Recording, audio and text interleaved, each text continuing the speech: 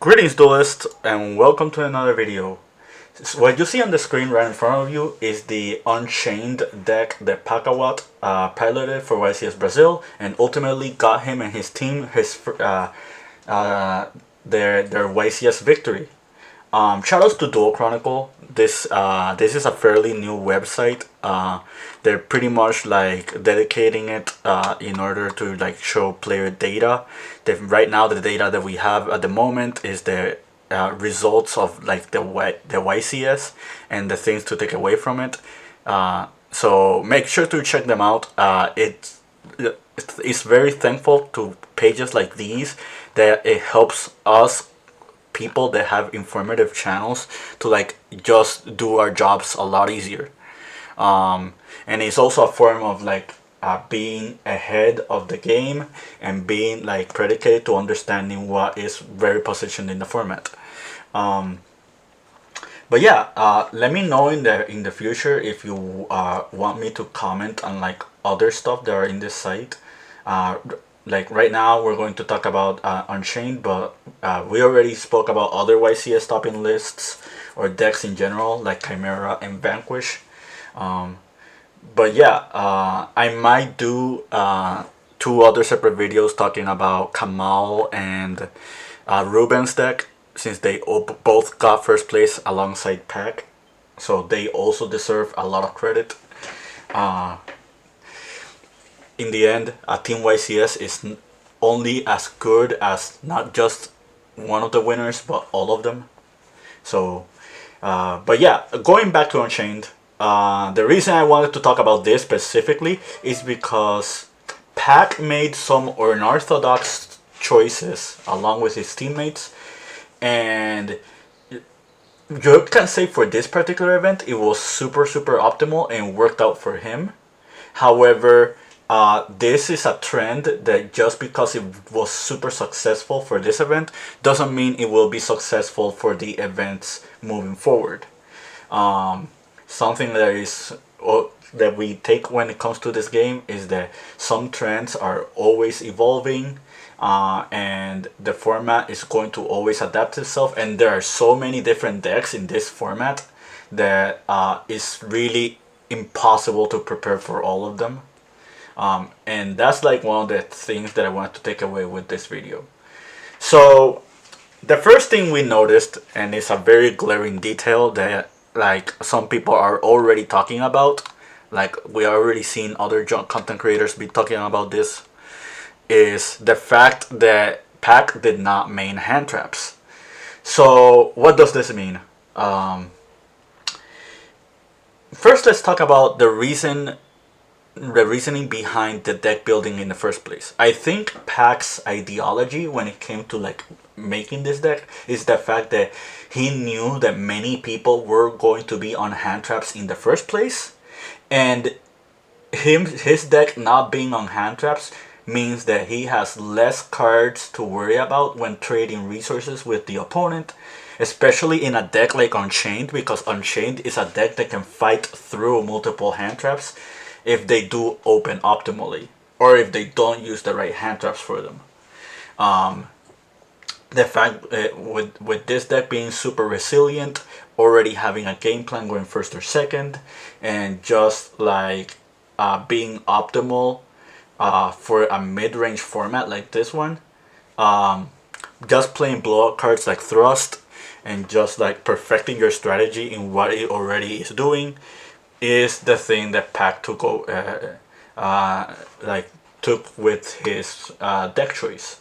Um, However, this choice that Pac made does have a few risks, and even though it worked out for him for this particular event, does not mean that those risks do not exist. And like same way Pac won most of his games, he could have easily lost half of them if like the risk factor did not work out, and despite like how well the format was predicted on his favor. Um, like the first thing I can think of is like um, if we take degenerate strategies into consideration. We're talking about decks like Vanadium, branded with Gimmick Puppet, Dark World, Floowandereeze, Labyrinth with their like lingering cards. Purely if they fully resolve like their entire combo. Like it's really hard to beat all those decks, or even outright impossible if you do not play hand traps. Um, and like if you don't play hand traps in your main or your side and you face those kind of decks, you're risking yourself just losing outright the entire match. Like if you've been following this channel, you already know that a week prior, I I made an update to my Gem Knight deck, and Rogue to Riches series coming soon. I promise. Shout outs to that. Um, if I was playing that particular Gem Knight deck against like this particular deck, and I win the dice roll, I'll if I do not brick, I pretty much just win the match. Like people already know how consistent the Gem Knight deck is. At least people who have been following the channel. And if you are not familiar with that, I do have those videos. Feel free to check them out. But yeah, like if a strategy like mine just wins the die roll, like the odds of me winning the match are just really high because hand traps are pretty much like your safeguard against like those kind of strategies. Another thing to take away from this is that this deck does have potential bricks. That is the second thing I kind of want to bring up. Like, if you take the DDD Vice King, Shiyama, like Disaster and Abominable, that's already 4 bricks in the main deck. Let's say you open Thrust and your opponent did not activate Talents on you. That's 3 more bricks. And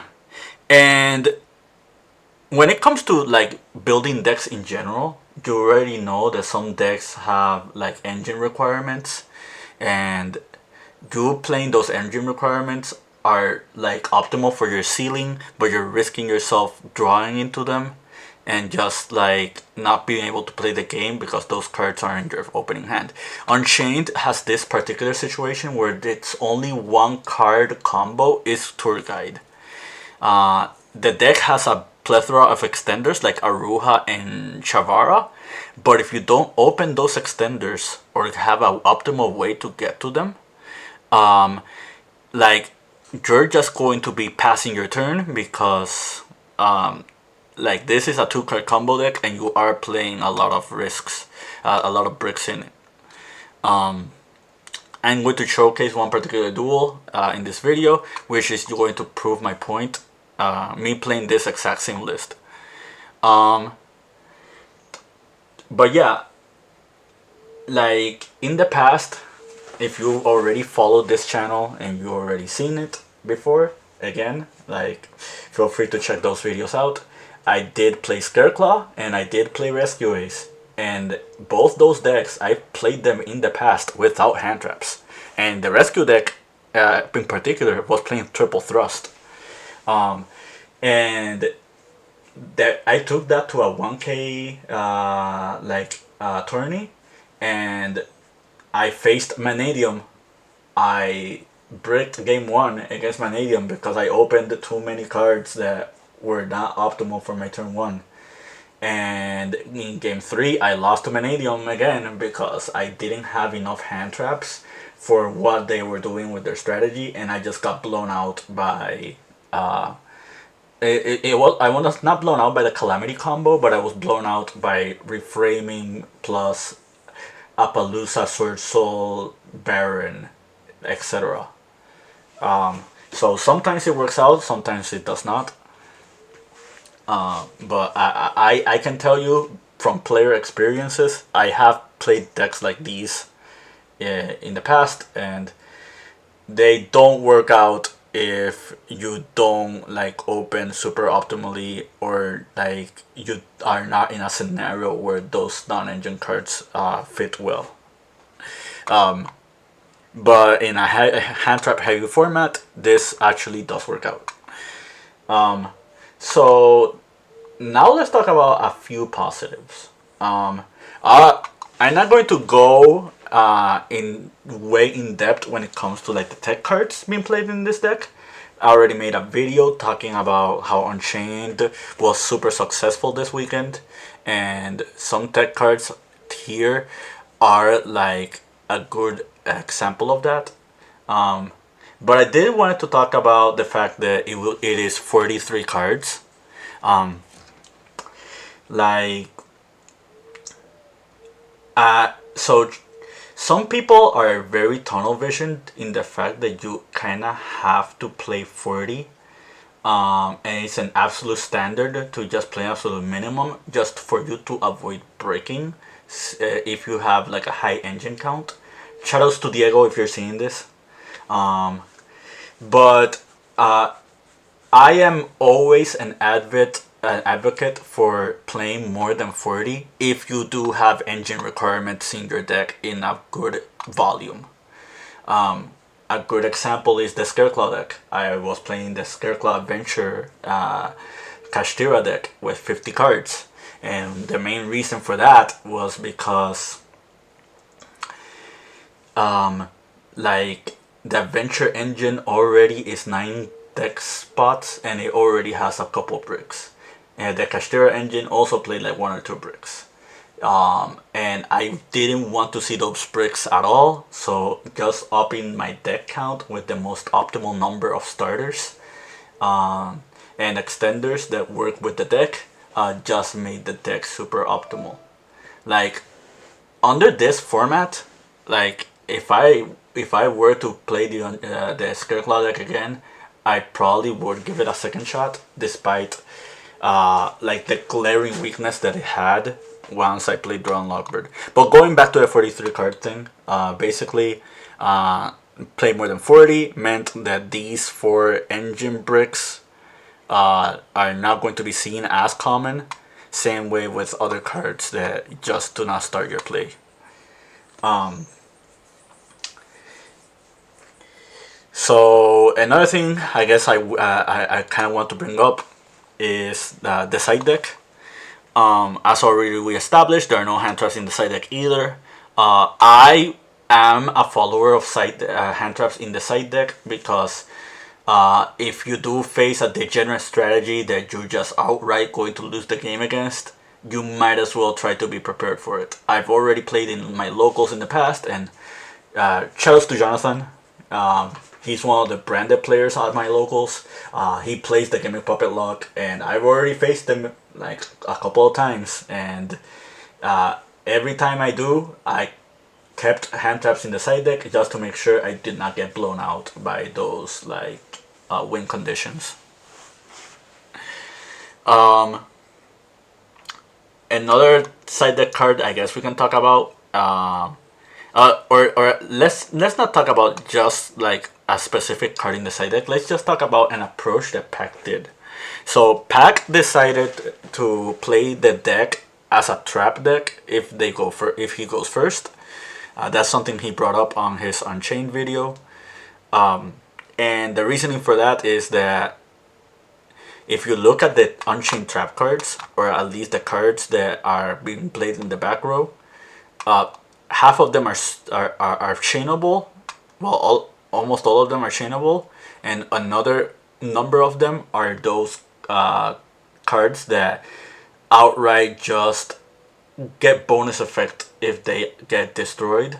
So basically, if your opponent decides to play like blowouts not named Cosmic Cyclone or Evenly Mashed, you are potentially just punishing them, which gives you a good avenue of playing like other traps like Anti-Spell, Trap Track, and the Daruma Cannon.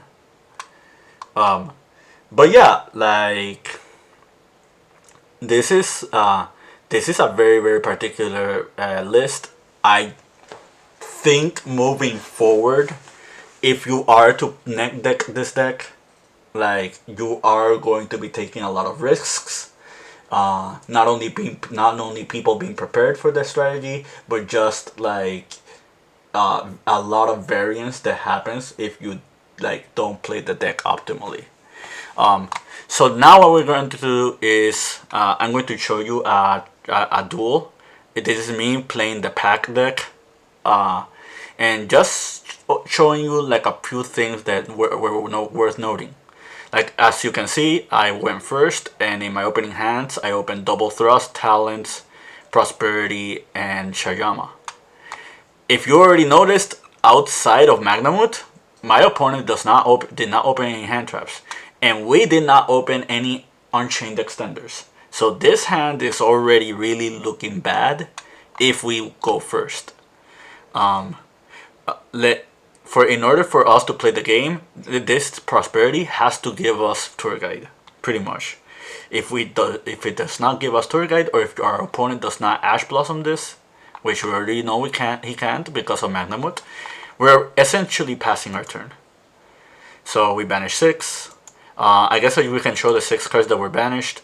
I am by no means an Unchained expert, so if you are more knowledgeable with Unchained than I am, and you're seeing this video, feel free to like let me know if I actually did not do any plays optimally.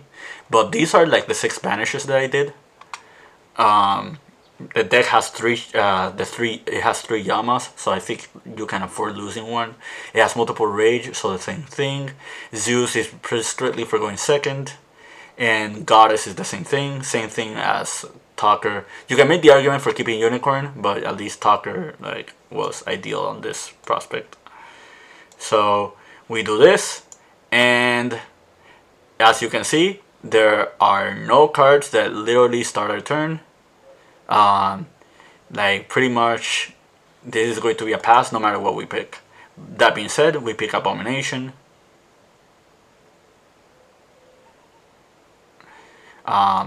So I decided to keep the Abomination in hand, and set the 2 thrust. I think this was a misplay on my part. I think I should have just set the Abomination, because right now I'm just gonna get punished by Duster, and I outright just lose the game. So we're going to game 2. As you can see, we did not open any starters again. However, this hand is more playable because we open Chamber. So if we get to Sharvara or Aruha, we can actually play the turn. But this comes into another new problem. What if our opponent just has the answer to this? Like, our opponent is not on hand traps. We kind of established that. However, like just an Ash Blossom onto the Chamber, if I do Aruha, can just end our turn. So like you have to be very, very, very careful when playing this deck.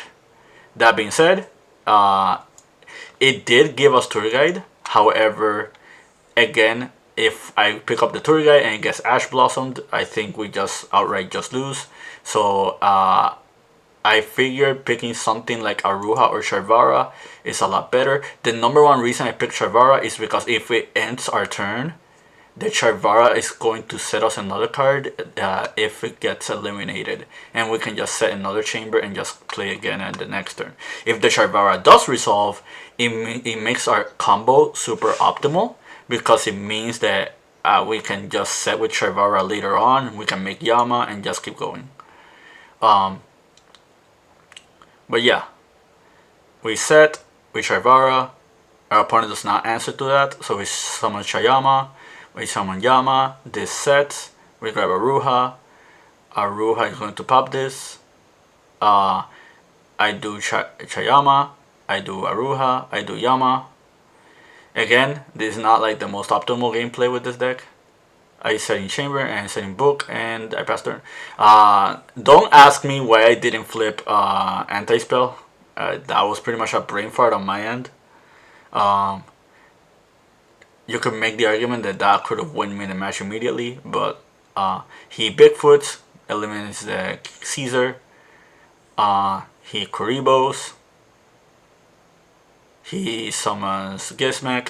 At this rate, I already know he's on like the Grim Maju deck. I do Chayama, Shaman to Rakeya. He says 3 and passes. I chamber, draw. He does Tixibu. I chained Rakeya, and I chain 2 Rakeya. I summon a vulnerable. I blow out. I blow that. I blow it out. And that's a really cool thing about Unchained.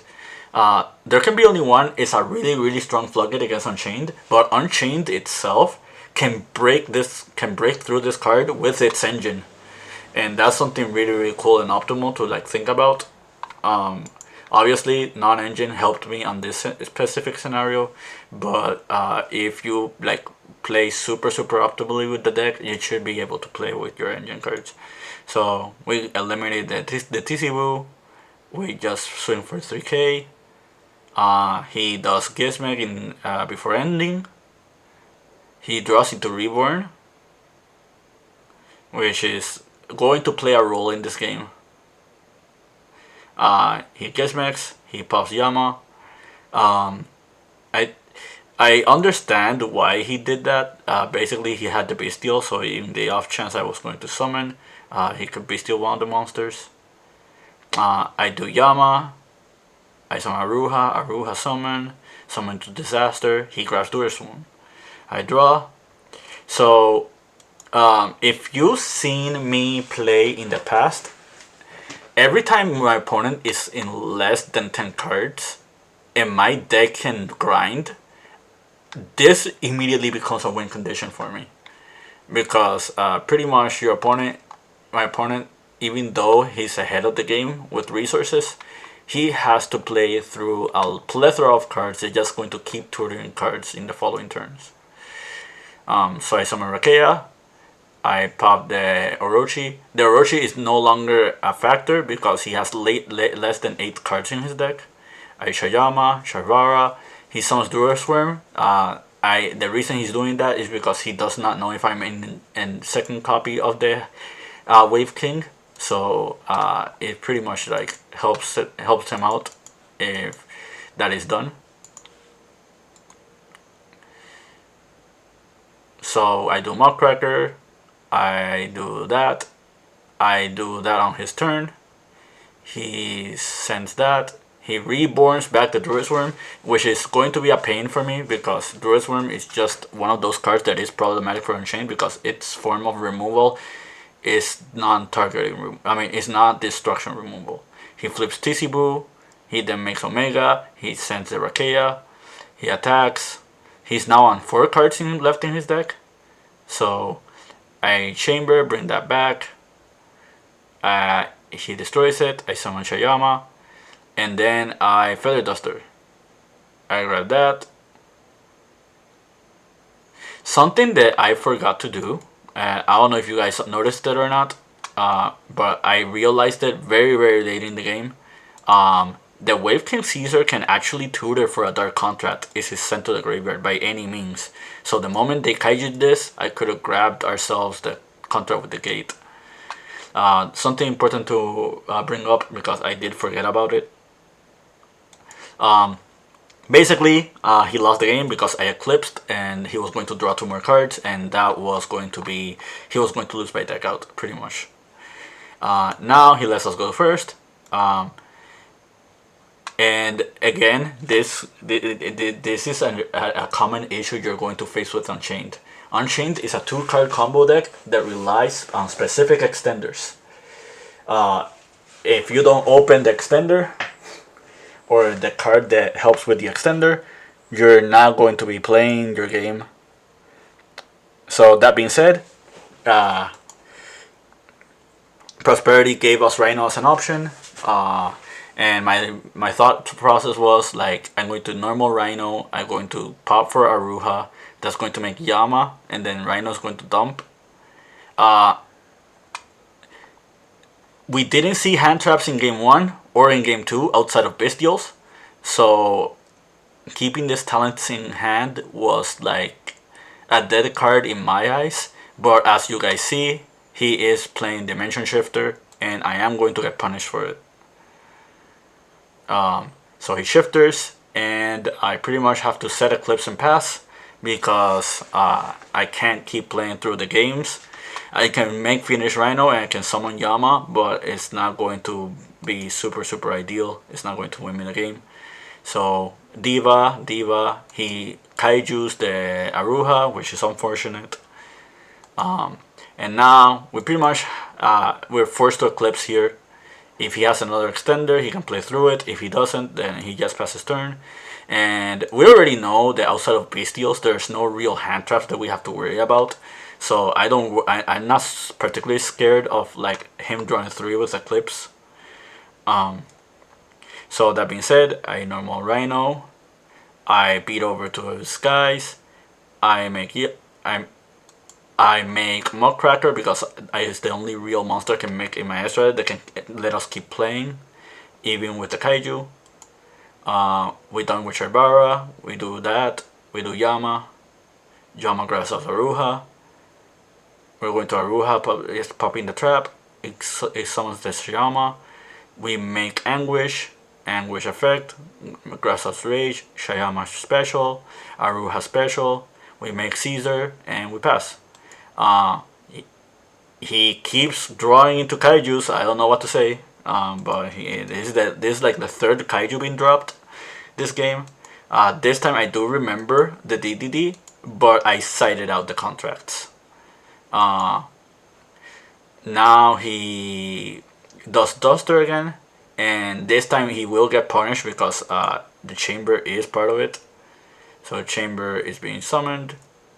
He does Rakea. He goes Bigfoot. I snipe the Bigfoot. The Bigfoot is going to make it so he pops the Rakea. And I don't blame him for this play. Rakea will float, but now he can change of heart because the whole point of me summoning Rakea is to make sure that I can dodge cards that can get rid of the rage. And since we have Yama in grave, we can make it so Yama can bring back the disaster. But yeah, I summon Rakea. He change of hearts. He tries to do that. We're reminded that it's only on the opponent's turn. He summons Alpha. And now we're getting Kaiju for a 4th time. And this is something to like take note. Kaijus are going to be really good now if Unchained is going to be like a very popular deck. Because they not only just remove the bodies of the board, but it's non-destruction removal. The only card you need to look out for is the Caesar, just like activating in order for them to grab a contract, or the Chivara like setting a trap, and just destroying something can just trigger the Yama later on. But outside of that, Kaijus are like super effective. So he attacks with both. After it gets destroyed, I just summon Disaster, like taking Yama. He now does that. And he grabs and he summons the Rage. So now I'm in a very peculiar situation. I can play through what he has. However, it really depends on the sequence. So what's gonna happen here is we don't know if Unicorn is in his extra deck, but there are very high odds that it is. And if he does that, he can actually use the Rage for the Disaster. However, we did open chamber and we do have Shayama in grave, so we can still play through it, but we still don't know the set card. So that being said, I tried to Disaster, targeting the dark. I'm putting my opponent on better use the Rage. He does not. He flips Imperm instead. So now I switch this into attack position, and now this is going to contest with the Rage again, because if he does not stop this, what's gonna happen is this is going to resummon from grave. I can I can kill the Rage, and then the Rage will grab us another card, and then we just start like amassing advantage against our opponent. He lets it go through, so which I think is a misplay. I really think that he should have just used Rage effect and just link away the Disaster and force me on like better have the extenders. So now I kill the Rage. He takes 200. I grab Aruha. I Chayama in the next turn. I Chavara set. I set again, and I don't use the Aruha. I rather just keep the trap card. Keep the other 2 cards. My opponent is attempting to end the turn, and that prompts me from using for using the chamber. I'm very surprised that he's not using the charmer. Like, I think charmer trying to force my cards, like grabbing the disaster, for example, or grabbing the rage.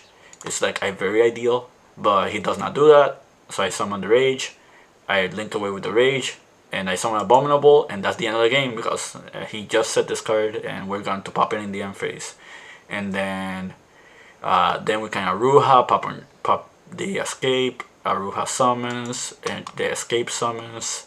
We also yeah, but yeah, that's pretty much like the end of it. I am not the best with this deck, but seeing how the deck performs and seeing like how the deck operates is very, very, very important because moving forward, people will be on this deck. Not in this particular list, like we're seeing right now, but there will be people that are going to be playing this deck, and it like just learning some weaknesses of the deck is very, very, very important because moving forward, I think we're going to be in a format where one or two things will happen. Either one, Unchained still stays being the top dog, no pun intended, or B, we see the other decks that are good in the format just adapting it just to be Unchained, and then you're going to see the other decks just doing more optimally just because they were more prepared for it. So with that being said, I hope you found this informative. This was a very, very lengthy video. I almost rambled a bit when it came to like my explanations, but I just really want to talk about this because not everybody's going to share the same perspective when it comes to a deck like this one, and just seeing YCS results is very, very ideal because we're pretty much opening ourselves into another format every time a major event happens and results like this are shown. But yeah, more informative videos coming soon. Keep practicing and keep doing.